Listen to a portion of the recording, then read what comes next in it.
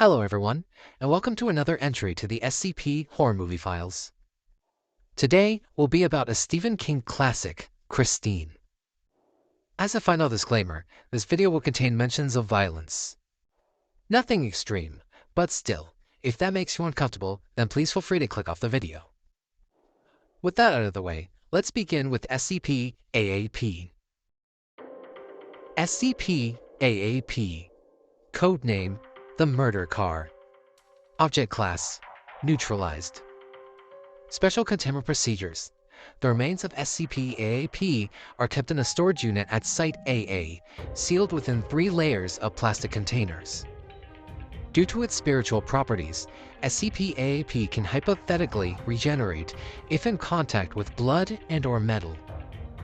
As such, Foundation staff in charge of organizing the storage units must be aware to never open its container and never allow any exposed flesh, metal, or especially anomalous items near SCP-AAP.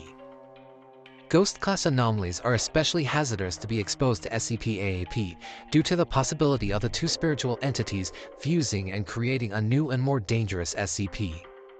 Such a scenario has proven possible during the incident.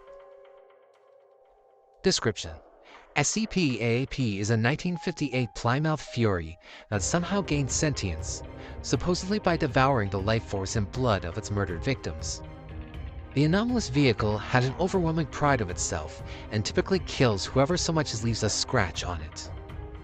As such, it was not uncommon for SCP-AAP to use its mechanisms to kill anyone who angered it. The anomalous vehicle had the ability to drive and shift itself to crush its victims, but most of the time simply ran them over. SCP-AAP was not afraid to get itself damaged, as prior to containment it was able to recover from almost any form of damage.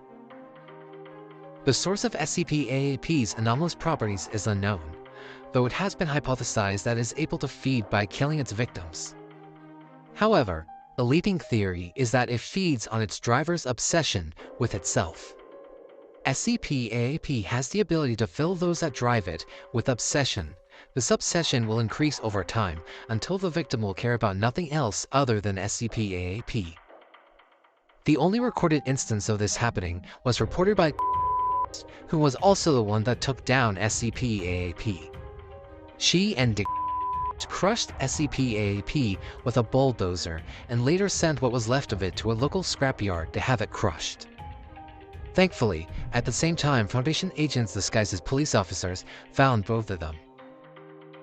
After they reported the events of SCP-AAP, both were asked to join the Foundation under accordance with Protocol Sole Survivor. They both refused and were given Class G amnestics as well as $20,000 as a reward for defeating SCP-AAP. The cover story given to the public was that went insane and killed all of SCP-AAP's victims himself. Witnesses who saw SCP-AAP driving itself were told they hallucinated those sightings out of fear. SCP-AAP was discovered in 1983 after several reports of mysterious deaths relating to a car appearing and disappearing. Foundation agents disguised as police officers followed the trail which led them to the junkyard where SCP-AAP was left after its defeat. After the cover-up was established, SCP-AAP was picked up from the junkyard and easily sent to Site-AA.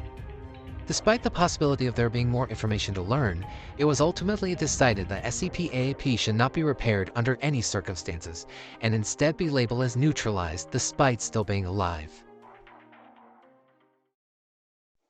And that was SCP-AAP. Thank you to everyone that made it this far. If you liked the video, please don't hesitate to leave a comment and tell me what you thought. If you like my SCP content but can't wait for more, then please check out my Tumblr where I keep all my SCP horror movie files. Link is in the description below. Also, please support my Patreon to have early access to my newest videos, first drafts for my SCP HMF content, and other works. Link is also in the description. Thank you again for watching. Hope to see you in the next video, but until then, have a wonderful day.